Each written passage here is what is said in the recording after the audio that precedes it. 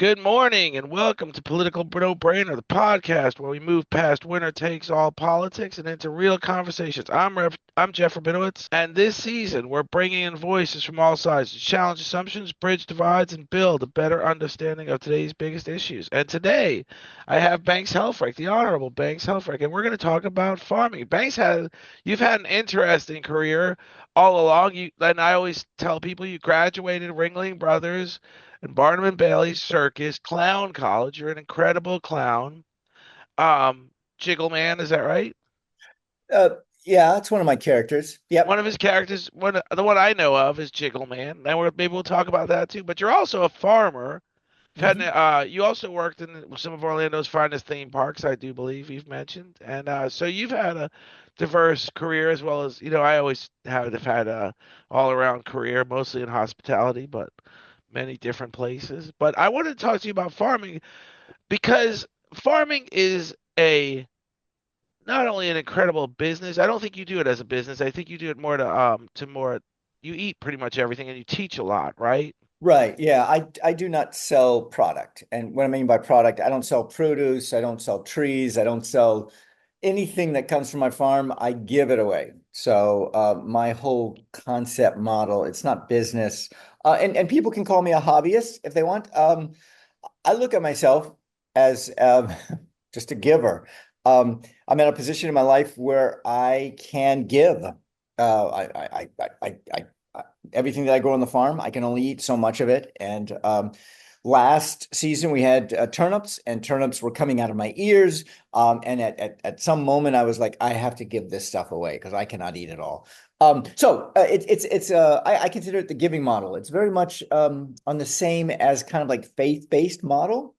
And a faith-based model is people donate to the value of what they get from whatever your product or service is. My product and service is my farm. Um, so what do I do? I have 7 acres, 15 different gardens. I have one or two gardeners that help me out, that volunteer and work.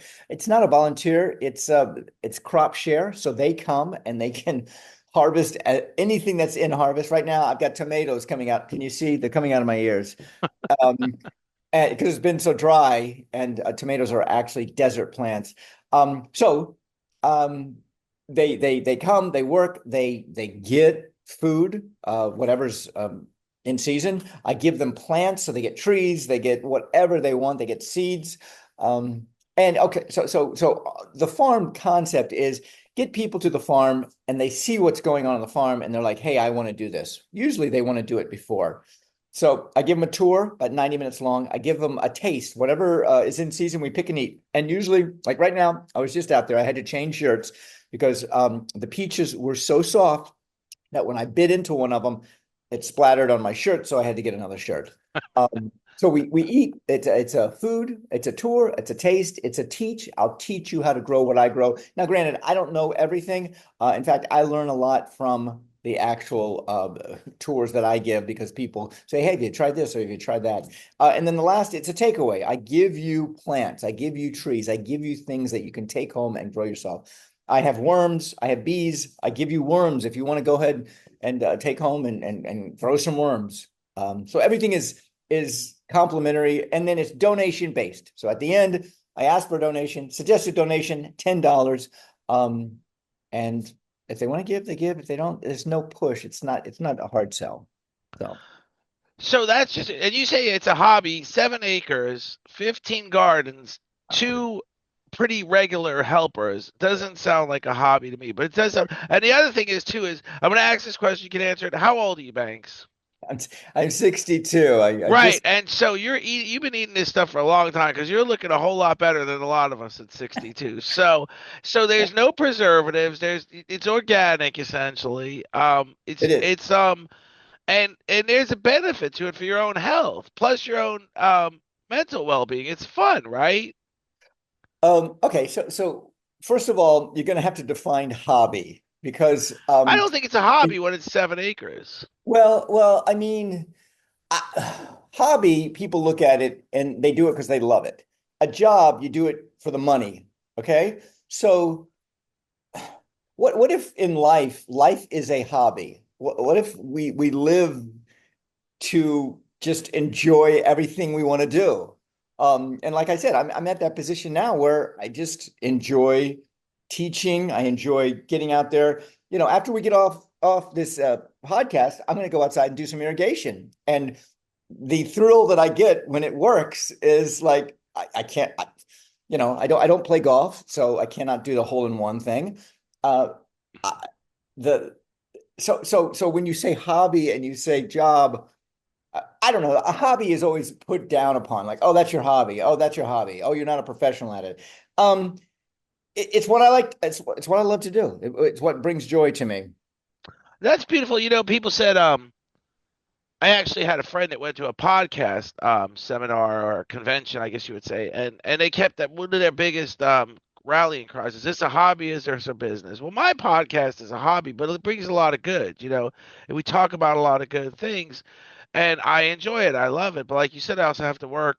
I work, so and I enjoy my work actually, and that's the balance people need to find in life. Really, is you got to I find that people are not balanced in life. They're always chasing something bigger than they have in life. And it's like, I don't know if you're going to get there, keep chasing it. But when you finally realize you've gotten where you can go, be happy with your share of the bounty and find that balance in life and find that peace in your life. Right, right. Interesting word. Chasing means we're going after something, so we're running to something.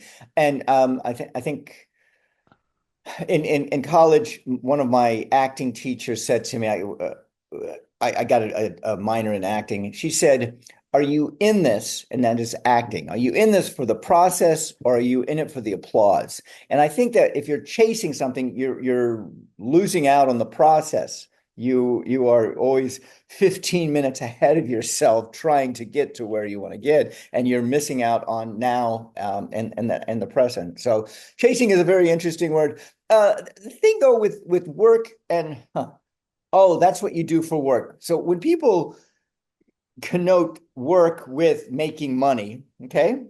Because this is what happens with me. People will come to me and go, okay, you do this, and you give it away. So what is, and I know what they're coming at. They're coming at the angle of, well, what do you do to make money? Um, what if what I do to make money, what if I have created an oasis, and basically my farm is an oasis for me, where my water bills every month, and I don't know if we talked about water bills, but can I ask you what your water bill is per It month? skyrocketed All recently. right, I don't all know. right. Let's say It went from it doubled, so it's at around. I actually had to turn down the irrigation system, so we're back at about 150. But I think my wife just told me everything looks dry and horrible, so we're going back to the old, just running the water like we have to, and it'll be around 250 to 300 a month all right. So that's per month, okay? Um, where I live, I collect rainwater. This is my farmhouse is retrofitted. Well, not retrofitted because it was built this way to collect rainwater, and now it's dry, so I don't have a lot of rainwater. Um, and and that water is cleaned and then brought into the house, and I can drink it. When I do not have enough water, like right now, I pull from the lake. The point I'm making is economically, my bill per year. Hey, you ready? Per year, and don't hit me per for this. year because I was at Per 300 year, per month. We're going back to. yeah, per year for me. I mean, now electricity is one thing because I have to use a pump. So I'm not putting that into the equation. I spend about $10 per year to have clean potable water. Okay. See, So when we look at something as a hobby or something as, it's work, I feel that when people ask me, well, how do you do this? How do you create something that you don't have to pay for? That's my idea. My idea is to get my electricity from the sun. It's free. Get my water from the sky. It's free. Basically, it's free. Um, um, live in a place that is cool in the wintertime, and well, cool in the summertime and warm in the wintertime. And my what you see behind you, my farmhouse is created for that purpose, so that I don't have to turn the AC or the heat on. Very little, if any. So when it's like, well, how do you make money off of living on the land? And well, the food, comes to me by growing the food. 60% of my diet is my own. I just had a tomato and hibiscus sandwich. So the bread I had to buy and the mayonnaise I had to buy. The tomatoes were right out there. The hibiscus was right out there. Put it down, made a sandwich. So that I'm saying is about 60% from my garden. So the point is, the things we need to live are air. Okay. And the best way to have viable air is to plant plants because plants give you air. The next is water. I collect my own rainwater.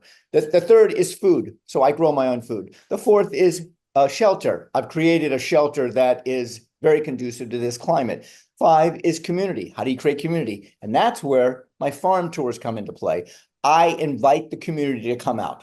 If you want to come out, you can sign up. It's $10 to join, to come on the farm.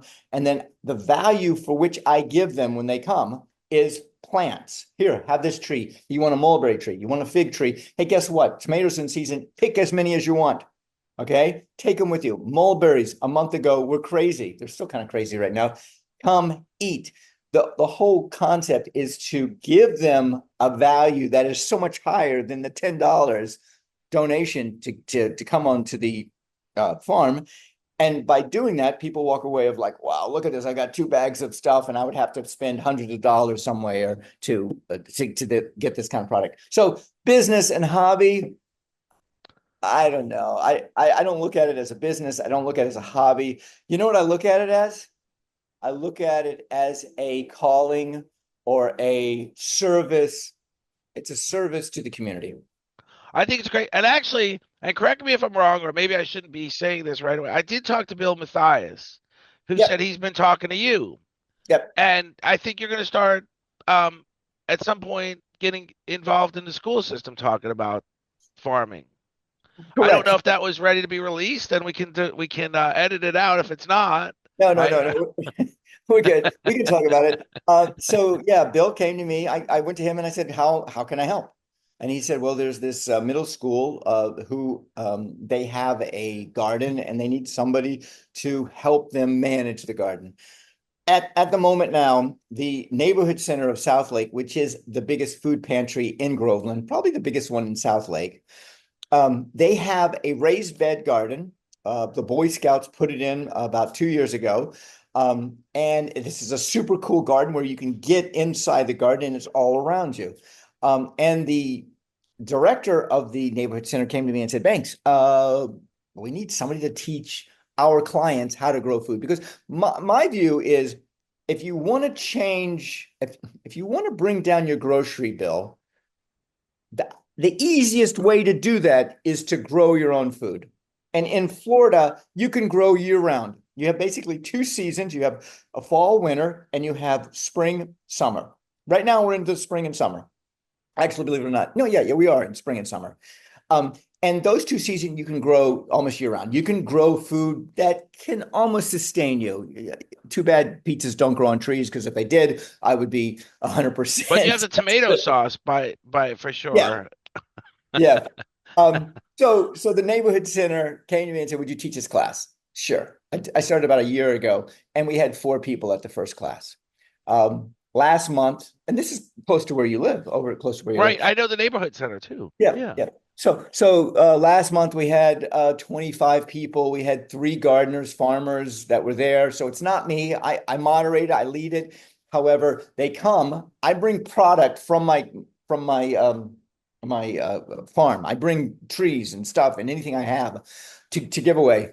And then we exchange, we talk, we give away, we harvest what's in the garden, we plant for the next crop. I mean, it's a creation of community. And when people say to me, "Oh, you're a farmer," and I'm like, "Yeah, I'm a farmer. Sure, I'll spend about 15 to 20 hours a week out there doing something, getting my farm ready for the next crop." However, I actually harvest more community than I harvest what's on my property. Do you understand what I mean? Yes, because you're educating the community, I think, is Right, I believe what right. you're saying. Yeah. Once they know how to grow their own food, guess what? They're not going to the neighborhood center asking for so much food because they have a plentiful bounty of cabbages or broccoli, and they can come and then give it away. The idea is once you produce more than you need, give it away. And that's where I am now in my life. I.e., the old adage, if you teach a man to fish, the old there you go. And the community center is an incredible place. I've been there. I believe, unless I'm confusing the two, because there was a community center or something, a food bank owned by one of the bigger trucker companies in the area, and they were very generous. Or not necessarily owned, funded by one of the bigger, and that may be another one too. But we've got a great community here, and like you said, and it really leads me to another point. But I'm not getting off farming, but the community education system that you talked about, where we're building smaller schools locally, where the kids can ride their schools with a bike, can ride to school with a bike, and this whole thing, this whole community-based logic is gonna really have a mushroom effect on a lot of different things. So Banks goes to this, if just say you go to the schools and you teach kids how to farm, or kids make a garden and farm it and bring those vegetables home to their parents and say, look what we've done at school.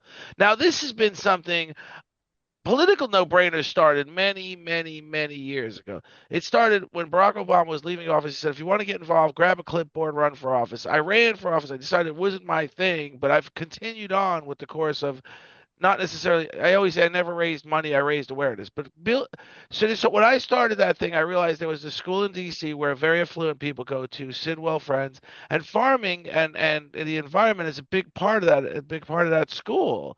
And just what you're saying, you're reutilizing the rainwater. You're repurposing the rainwater for your own garden.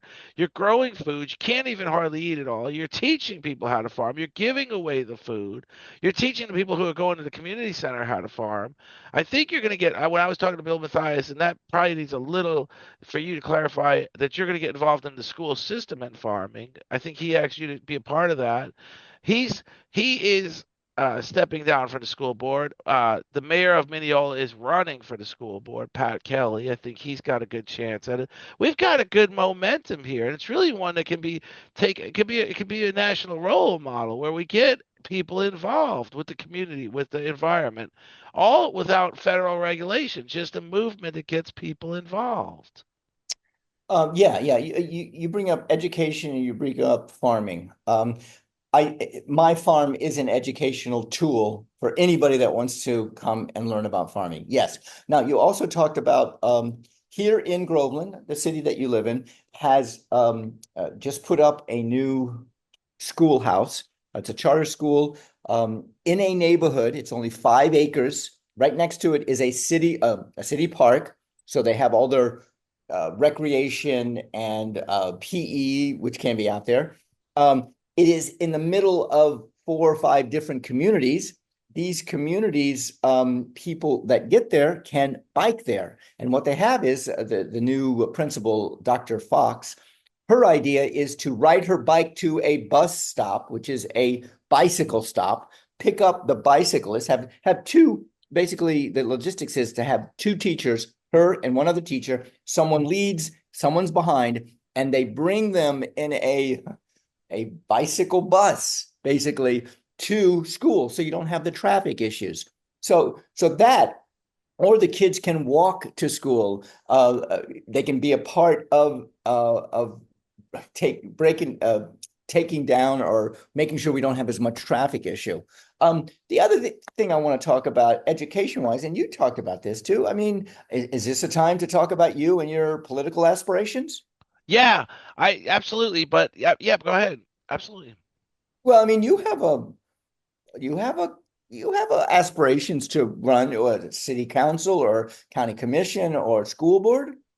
Yeah, I do. I do. I know Pat's in it and the school board. And I support his candidacy. So I am looking at other things. I would like to be a part of the city council because I think we have a great city, and I think we've got a lot of great things happening. Groveland's an incredible place to really become a national role model for a lot of things because we're at this crossroad where government's involved in everything, and it doesn't necessarily have to be. And we've got these. You're running for office. You've got this great moment. You've got this great thing going where you're not only running for office, we just discussed, you're doing things outside of running for office, including farming, teaching farming.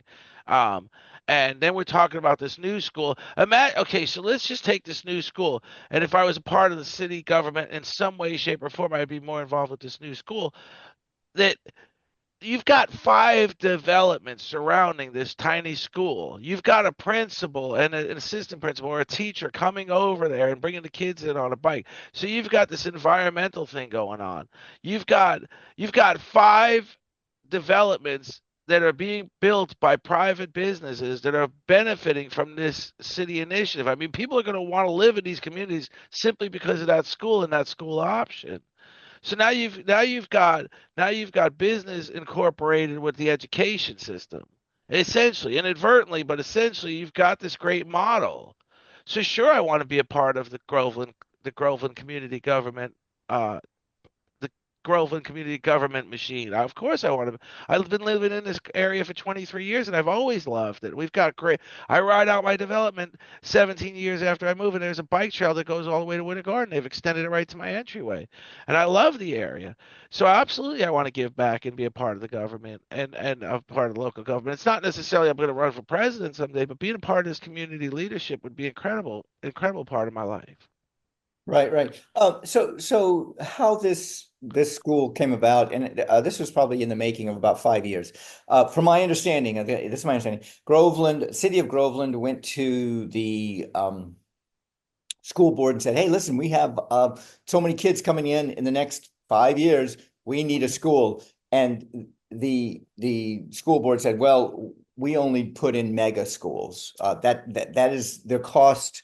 Prohibitive if they're small, so we have to make mega schools. So you have to wait until the population is this big before we can come in and build a school. And they said, okay, fine, we are going to go ahead and find a charter school to come in. Now, their idea was, how about if we have these communities around and to have the kids feed into the schools, the little community schools, and then set up another community school here with 5 other districts or 5 other subdivisions so that people can walk and they don't have to drive and they can bicycle so they can get to these small little schools. So this charter school that's coming in, which is, by the way, publicly funded, it's our taxes. They get I think $8,100 per student to come in, and they find out that the best way to break even in this kind of situation is to have about 800 students, 600 to 800 students. When you have that, the charter school becomes a business to make money. So the city put out that we're looking for charter schools. They had bids. This bid came back from this charter school that's there now, which is, by the way, a company, a corporation. This is countrywide. You find them in Idaho and Minnesota. You find them everywhere. And these small community, these charter schools are made to suffice the need for competition within education. Okay, so we do have our district schools, we have our charter schools, and we have our private schools now, which are being funded by the legislature, by the state. But originally it was to bring in competition. Hey, you don't want your kid going to this large, big elementary school? You can have charter schools, or you can have private schools that you can send them to. So I'm a big proponent of competition in that regard. However, where I differ is it has to be equal for everyone. If it's equal for the district, it has to be the same criteria for the charter schools and also for the private schools likewise. So I'm a giant fan of charter schools. I love the idea. And like you said, now imagine this. The state says we can only build a mega school, and until there's a need for a mega school, we can't do anything. So you've got overcrowding in schools because you don't have the need. You haven't met that threshold to build another mega school. So you've just eliminated that problem. So let me come back at you. It's not the state. The state has not intervened in that. No, right. This is the county. So it's the district. County.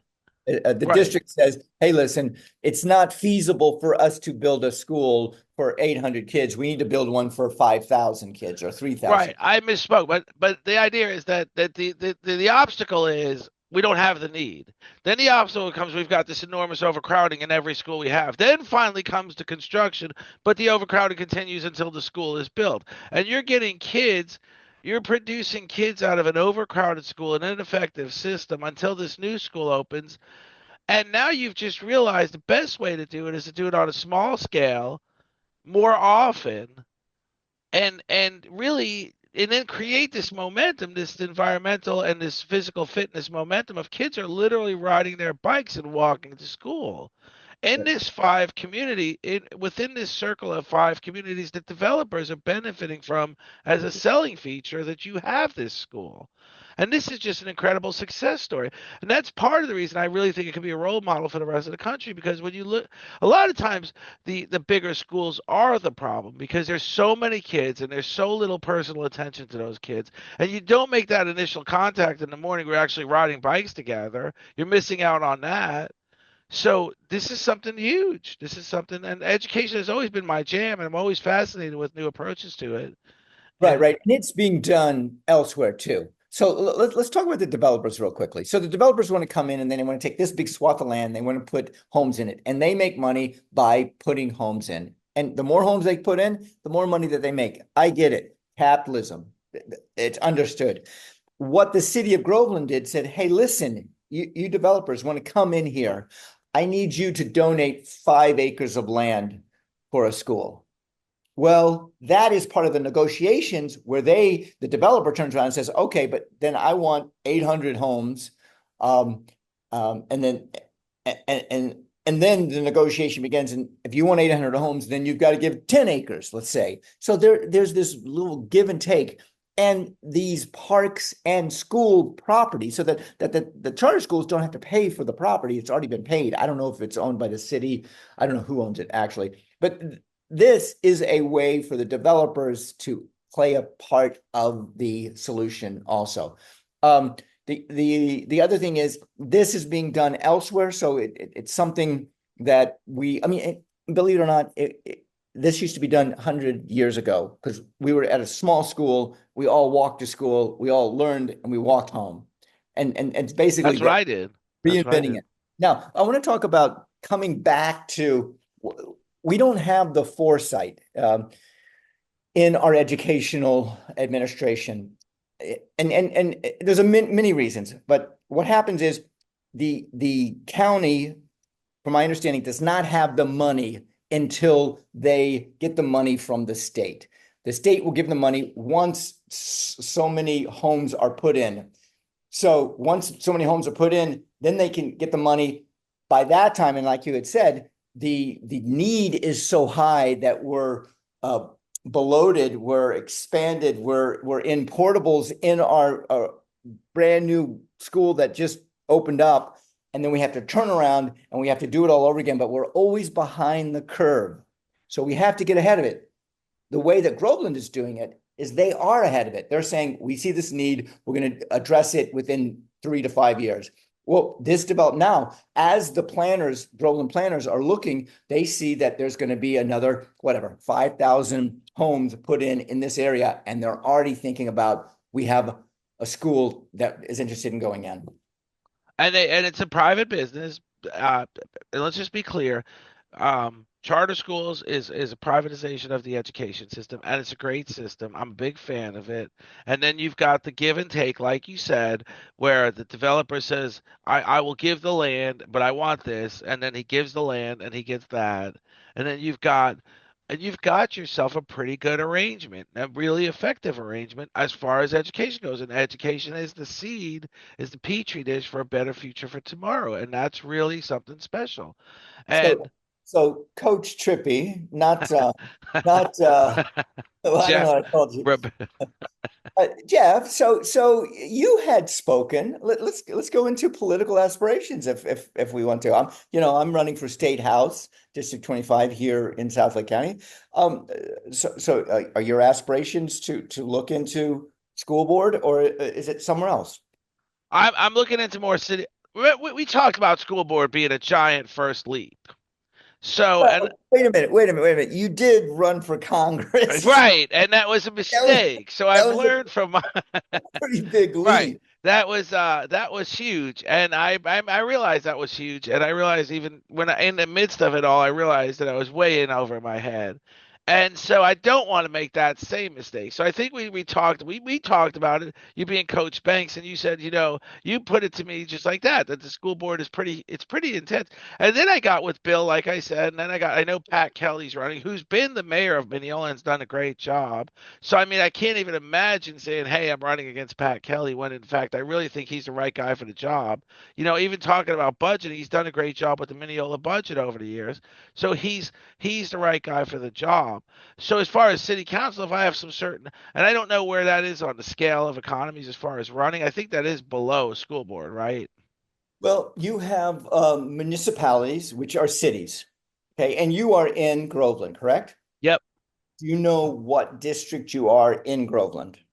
I always think it's District 5, but I'm not sure. All right. Find out. Find I out. will. I Find will. out what district it is because this year, and I'm talking this November, there are, I think, 2 seats open in the city council in Groveland. It might be District 5. I have no idea what districts there are. I don't These know. seats are available. Next year, there will be 3 seats available. So they switch out. Now, you have a mayor, which is at large, voted at large. That means the whole county votes for him. District 5, let's say you're in District 5, you only get votes from the people in that district. So you have to live in that district and you get votes from only the people in that district. So that's an option. And that's the beginning levels. Okay. That is, right? Yeah. The next level up from there is county. And county elections are your supervisor of elections, tax appraiser, tax collector, sheriff. I don't think I'm missing any more there. Some of the judges. That is county commissioners. Okay. Next level up is state. So that would be your House of Representatives, which is what I'm running for, the state Senate, of course, our governor, and then all the executive board, or I think it is executive board, the commissioner, the CFO of the state, which is a elected position, the Secretary of Agriculture, the Attorney General, and I think there's one more I'm missing. Maybe not. Maybe that's it. Then from there, you have the federal, and you've already run for federal, which you went straight to the top to run. You learned. Bring That was a awareness. live and learn lesson. Yeah, That was a living. When my yeah, 5-year-old called me and said, "When are you coming home? I want to draw," I realized I was out and about too much. yeah. So, I mean, I've done crazy things like that. I tried to take old vegetable oil from Indian restaurants and clean it and filter it and put it into my Mercedes-Benz car to make biodiesel to run. And I ran it for about a year before the engine said no more and died on me. But anyway, I'm just telling you, yeah, we all do some crazy stuff. So those are the different levels. So that's something that you could consider is look into if you're District 5, look into is that one up for election? And well, then we talked about the water bill. When water bill skyrocketed, I had direct contact with the newly elected Mayor Keough of Groveland, so I could definitely reach out to one of his people and ask him what district I'm in. So, and then go from there. and you can also look on your card, or you can go on the website, or even give the city of Groveland a call and say, hey, let me talk to the clerk. The clerk will say, what's your address? Oh, you're in this district. And Yep. that's how you can find. Now, here's the super cool thing about that is that the municipalities are nonpartisan. Okay. They don't have a D or an R and I after your name. It's alphabetical. So, Jeff, you're R, so you're probably going to be later on. Who knows? You might run against, Zig Ziglar or somebody like that. Um, so it's nonpartisan, which is good. It takes the politics out of it. The school board is also nonpartisan, so there's no, D or R after those names too, which is great. But yeah, I mean, those are the different tiers, the levels that you can work up to. So So now I think this has been a great part of the conversation that we've narrowed it down to I may be very interested in running for a city council because that is definitely where you might want to start, right? You would start there, you think? that is a place to start. Here it is with me. I live in the county. So I have basically 3 options. I cannot run for any city election. So I participate in cities. I cannot vote in the cities, but I speak at their council meetings. So that's one thing. County or higher. Um, I have thought, I mean, I've entertained all the different positions to run. I am settled, or I feel very comfortable with state house, because state house, this district has roughly 140,000 voters in it. Okay. The county would be the next level that I'll be running for, has twice that many, has about 280 or Yeah. 207. Wow. So that's a bigger, more people that I have to get in front of and talk to, and have introduce them to me. Half of that I think is doable, or at least, enough to win. So that's why I chose state. I have, of course, have been on the county level. You have too. You've been on the Lake Soil Water Conservation Yeah, District. we were together on that. Yeah. So that was available. And that was available. It's not anymore. So yeah, I mean, if you want to serve, I mean, here's the thing. If we're not here to serve, and I mean everybody, I mean every person, this is a question for everyone. If you're not here to serve, what are you here for?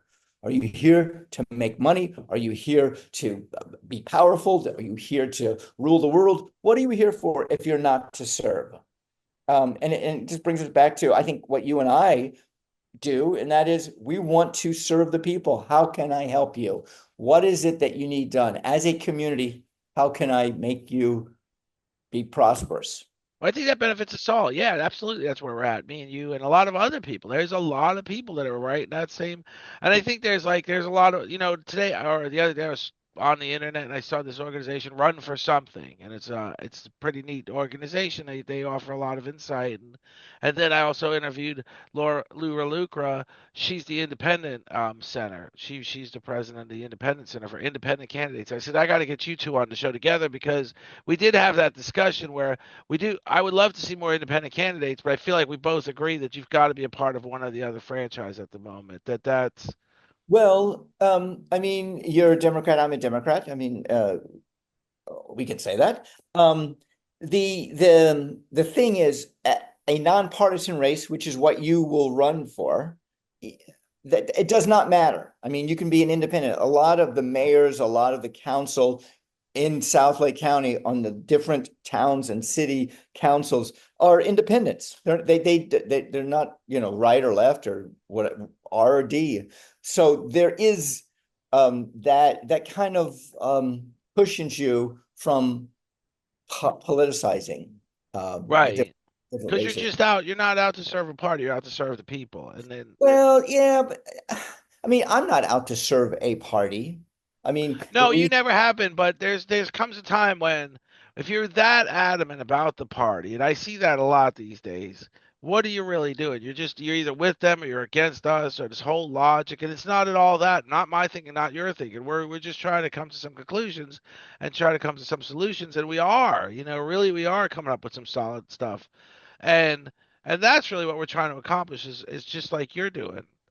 And we get caught up in the political echo chambers. And let me break that down. Political, which means D or R, okay? You're a D or an R. I am a Florida Gator. I am a Seminole, a Florida Seminole. We're these teams, and we get caught up in these echo chambers to the point that we forget that we're there to serve the people. We're not there to find out our own aspirations to be governor or something higher or more influential or bigger. We're there to serve the people, period. And we lose track of that when we politicize stuff. I joined a party, and I mentioned this on one of our episodes. I joined a party because by joining a party, I have access to more people. Okay. There's two political organizations out there, parties, the D's and the R's. And I find myself more aligned with the D's. I I believe in freedoms and women's choice, and I believe in finding solutions and allowing people to live and love who they want to live and love. right. And I'm just more oriented towards that. I believe in we are all immigrants. Every single one of us is an immigrant, so that when we disparage one immigrant, we're disparaging us all. So we we need to get away from that. um, being so ugly towards each other. I feel that where I stand is more to the left than to the right in that regard. Whenever Um, you name those issues, whenever you name those topics, I say I'm a Democrat. Whenever you talk about those topics, when you talk about immigration, when you talk about people's choice, love who you want to love, that I'm 100% left. Whenever there has become this thing, but we've also gotten to a point where we've got to also again to meet in the middle somewhere. So just the other day, and I'm going to go into a little politics. The other day I went on ussupremecourt.org, clicked on the oral arguments. They're hearing a case now. Can parents opt out in a certain county in Maryland? I've got the case number, Mahmoud versus Taylor. It's a case on the docket right now. I listened to 2.5 hours of oral arguments. Anybody can. You go on SupremeCourt.org and you click to oral arguments. In this particular case, I called it. I got the case number. There's a number you can call the. In the very, very beginning, the presenter for the conservative movement said the liberal movement has allowed the choir to opt out of certain choir participants to opt out of singing certain religious songs. That's allowed. There is no argument there. They have made other allowances to opt out of certain things, but they are arguing, they've literally brought this case to the U.S. Supreme Court that no student in this Maryland county can opt out of LGBT book readings. LGBTQ book readings. And this is a case on the U.S. Supreme Court. And then I say, this is where the Democrats get it wrong. To literally bring this case to the U.S. Supreme Court for the Maryland, I guess I don't know which one is which, Mahmoud versus Taylor. I don't know which one's liberal, which one's conservative, but to literally bring this case, just instead of just conceding defeat, and the case the parents will be allowed to opt out. We've got 6 conservative judges on the court, and we've literally got when you listen to the oral arguments, you hear one of the 3 liberals siding with the conservatives on the side of parents should be able to opt. And the argument is it would be chaotic if people were allowed to opt out of certain courses and certain, but they're allowing it. Like I said, they're literally allowing it in for certain other reasons. So how is it chaotic for to opt out of the LGBTQ book readings, but they're allowing it for the choir kids to opt out of singing religious songs? It's not chaotic then. So that's where I say this is where the meet in the middle. We lose that movement of meet in the middle. Just give in, just concede. That if you're so those are the kind of things that really separate us and really make you either you're with us or you're against us, either you're R or a D. So when it comes to do I believe you should love who you want to love? Absolutely. Do I believe you should be able to marry who you want to marry? Absolutely. Do I believe you should be able to get benefits for that person you marry? Even though it's the same sex person? Yes, absolutely. Should be able to get those benefits that a man and a woman marrying enjoy those benefits. You should be able to enjoy those benefits as a man and a man marrying. So, yeah, we're 100% on the same page. But that's where people start to choose the independent movement. Where I'm an independent thinker. I don't need to subscribe to everything R and or everything D. right, right, exactly. And I'm a Democrat. I'm the president of the South Lake Democratic Club, and I don't agree with everything. I just agree more with that side. Now let's take this for a minute because the whole parent the parents being able to opt out. My personal belief is we take issues, okay, and we argue issues and we find the common ground, and that's where we stay, unless it's harming someone's freedoms or harming someone in general. The decency of loving who you want to love. If you're above 18, you can love whoever you want. So let's talk about the parents. The parents are responsible for their kids up to 18. And I don't think government, I don't think education, I don't believe anybody has a right to tell the parents how to raise their kids, unless the parent is going too far and abusing their kid. Okay. And there's a Right. line there in abusing. And you can argue that line as well. If you are allowing your child to take hormone drugs or hormone changing, you are abusing the kid.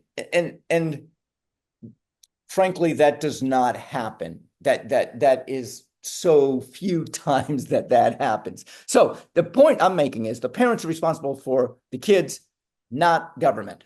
Okay. A woman's body is the woman is responsible for the body, not government. Okay. And these are like freedom issues. These are like property rights issue. I want to grow whatever I want to on my property and not have the government telling me what to do. The same thing with me, that my quintessential property, which is me, I own me.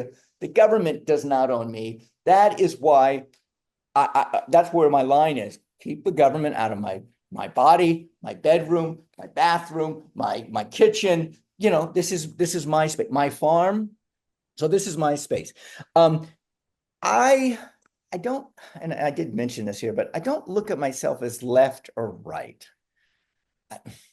I look at myself as issue oriented, and that is finding ways to bring us together. So we're not in an echo chamber here or an echo chamber here. We are coming together and going, hey, this is the issue. Okay. So there's a parent that does not like to have that wants to have the option to opt out of LGBTQ book reading. That's fine. I think that's wonderful. Does it need to go to the Supreme Court to do this? It's I, there. Oh, it is there, but here's my point: is most of these issues can be handled with the teacher and the parent.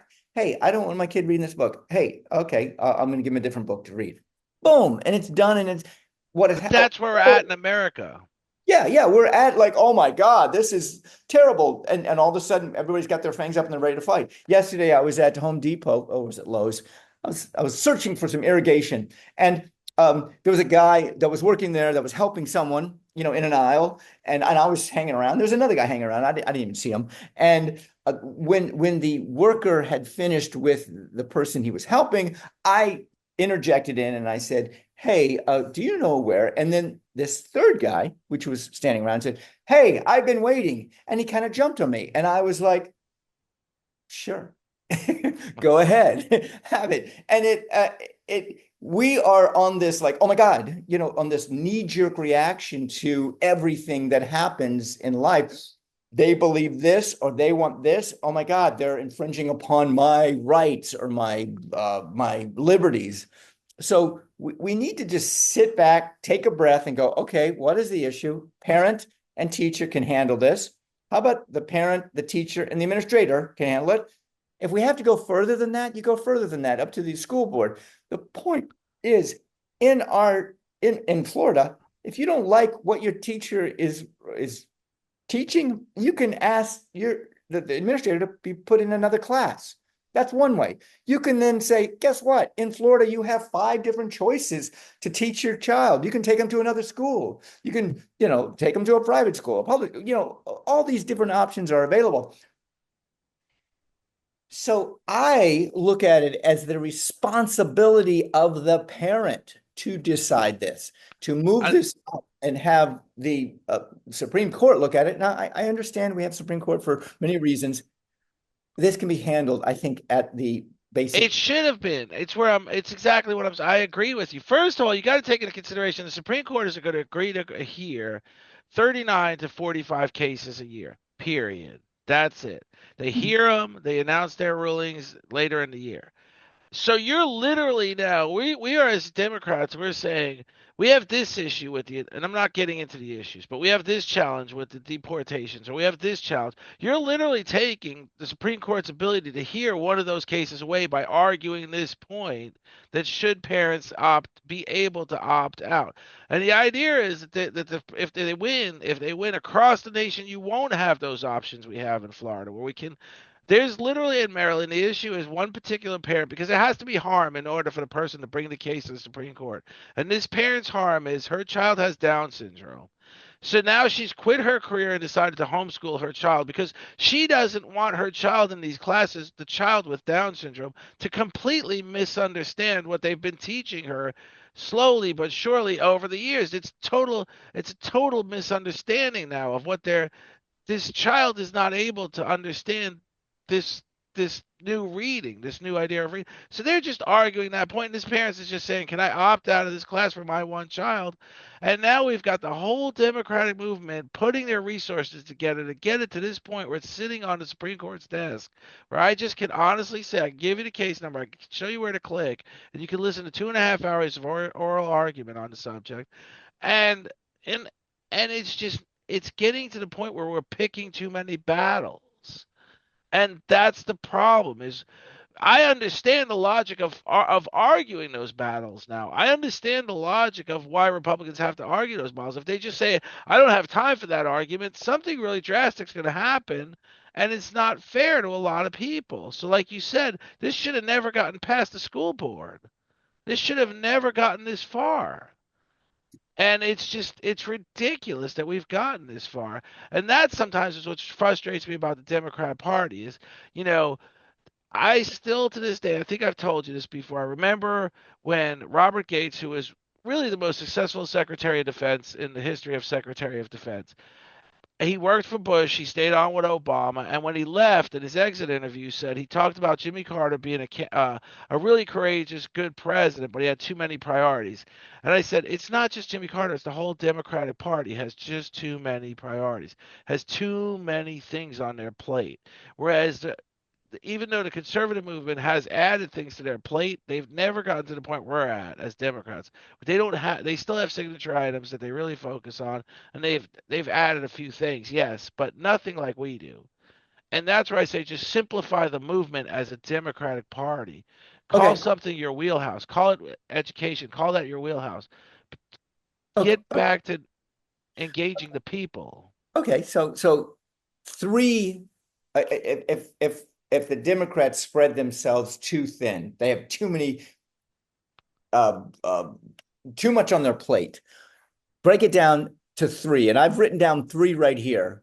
Three things that me as an American, me as an individual, a citizen in this country believes we should do. And if you want me as a Democrat too, it doesn't matter if I'm a Democrat or Republican, but three things that I uh, that I work for in everything that I do. Okay.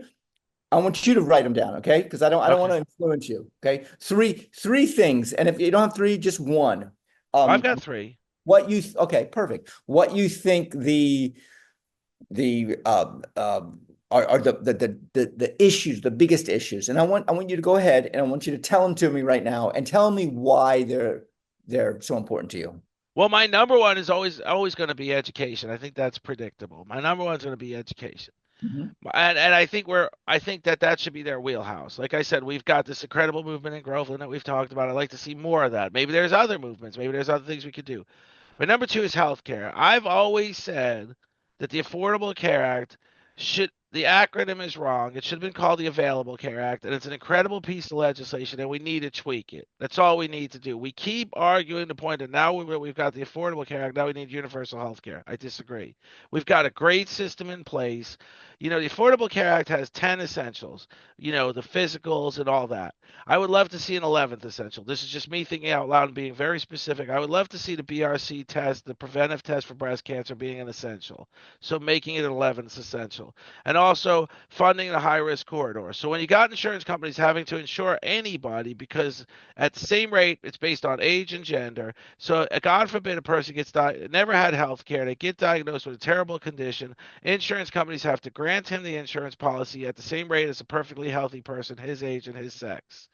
So that's called funding the high risk corridors. We should pay health insurance companies or somehow mitigate those losses for health insurance companies, those significant losses. And then military. Obama did a great thing when he enabled the military, the people who aren't going to be there 30 years, they can enroll in 401ks. Military relations, a relationship with the military, a better relationship. So that's my three: education, healthcare, and a better relationship with the military. Biden did a great thing with the burn bill. For 50 years, we dithered with the notion of people suffering from Agent Orange, and they got screwed. And the burn bill addressed all that with no thresholds. You'd have to be a physician and a scientist to get anything considered if you said I had effects of Agent Orange. Now you don't. You could say I was in this position And granted, Biden had a stake in the game. His son died of brain cancer that he probably got from sleeping next to burn pits in Iraq. But that's been addressed. $260 billion has been allocated to people suffering from Agent Orange under Biden's leadership, Agent Orange and other conditions that you get in the military, and PTSD should be a part of that, and military canines, PTSD canines. Biden did pass money for it. I believe it was $700 million to get people suffering from PTSD to get them support dogs. I had a guy on my podcast who runs a support dog who I had his name. I'm gonna have him back. Let me see. It's now I don't have it. Uh uh okay. I don't have it right now, but he said the Biden bill, the $700 million was so riddled with regulation that it took the one person that got a dog from that program 7 years to get the dog. And of course, the argument is this person doesn't have 7 years to get relief. We need to be able to get our military people that have suffered terribly from PTSD, we need to get them those service dogs. And I'm going to cover real quickly on what those service dogs' abilities are. If a person is having a nightmare, a person suffering from PTSD, been in Iraq, been in Afghanistan, been in whatever it is having a nightmare, that dog is trained to jump on the bed, pull off the covers, wake that person up from that nightmare, lick them, kiss them, give them comfort. A person can't wait 7 years for that relief. So that's my tangent. That's my three things that Democrats should focus on. That was like 5 or 7, I think. I broke it down to education, healthcare, and military, but yeah, I I, did I did make it 5 or 7. my three will be much shorter than that, by the way. The first one with me, and this is how I look at government. You ready? I'm ready. Freedom. Okay? Freedoms, allowing people to be people. Two, justice, making sure someone's not trampling over anyone else in our freedoms, the freedom of speech and with the different freedoms. I can have freedom of speech. I also have to take the responsibility of that. So freedom. Second is justice. Make sure we have a rule of law that is just. And due Okay. process. And the third one is equal opportunity for all. Now, these are broad concepts, but I mean, every time I'm sitting and listening to somebody, I'm thinking, wow, is that fair? That's not fair. Justice, that doesn't have justice. Wait a minute, are they infringing upon my right to do whatever I want to in my house? That's an infringement. Is it an equal opportunity? Does everybody have the opportunity to be successful, to get an education, I mean, you're big into education, to get a job? These three things is what I break down everything that I hear from other people and figure out solutions from, to find solutions for them. And that's what makes you an incredible candidate. That's why I know this is your turn this is your time. This is your was this number three? Yeah, this will be number three. Yes. Third time's a charm, as they always Third time say. is a charm. Yeah. And I am looking forward to that because I will be literally calling somebody in Tallahassee at that point. No, you can call me at my house too. Yeah, Like, that's true. you don't have to wait till I get up there. You You're can. getting there though this time. I'm 100%. I actually got your petitions. I got to get with you. I'll go down to Cheezers one day. And I'll bring you your petitions. Me and my wife signed them. Sure, sure. So Okay, are we good? We're good, right? I think so because I don't think we could do better than this. This was really good. This is our best show time so far. You say that every time, don't you? Yeah, I do actually. Yeah. But this was good. This was huge. I You loved say it. you say it to all your You your say that to guests, all the right? boys, right? uh, Um, this all was right. incredible. I love the fact that you asked me to break it down into three things. Now I'm gonna have to that note's staying right there on my desk. Yeah, yeah. Got you thinking, huh? Got you thinking. Yeah, you did. And you got me thinking about city council. I'm gonna work on that next. Yeah, yeah, good, good, good. All right, Coach. Thank you, Banks Helfrich, running for State House, Florida State House, an incredible candidate. And you can always find Banks. I see him. I drive through downtown Claremont, and I see him sometimes at Cheezers. I see him sometimes all around. Well, I was out there yesterday getting a haircut. I wasn't out there yesterday. I was out there a few weeks ago getting a haircut, and there I saw Banks at Cheezers. And Really? So You yeah, didn't yeah. I know you you're didn't say always anything to available. me. You didn't say did I got she was literally ready. The lady that cuts my hair, Barbara, right there at the right there at the she was sitting outside smoking smoking her cigarette, so I knew it was a good time to slip right in because otherwise I could be stuck behind somebody else. And then I got a call that I had to run. I was walking from there to you, and I had a call. I got a call. I had to run up the road, so I headed Are on that way. you sure it wasn't Denise? Was it Denise? Denise or Barbara? It but Oh my God, you're it's right. Denise. I've been It's calling her Denise. Barbara. I know who you're talking about because she's my hair. Yeah, She cuts my hair too. I've been calling her Barbara for all the. Her name is Denise. You're right. I think it is. Yeah, our barber. That's Oh, what I thought about Barbara, but her name is Denise. You're right. I have her card. She literally is one of the few haircutters that has a card. Was a yeah, little. yeah, yeah. All right, Jeff. Good Thank job. you, Banks. Thank you. We'll see you Like, later. share, subscribe, comment, and vote for Banks Helfrich for Florida House. We are excited to see him get there. And thank you so much, Banks. Thank you. Talk to you soon.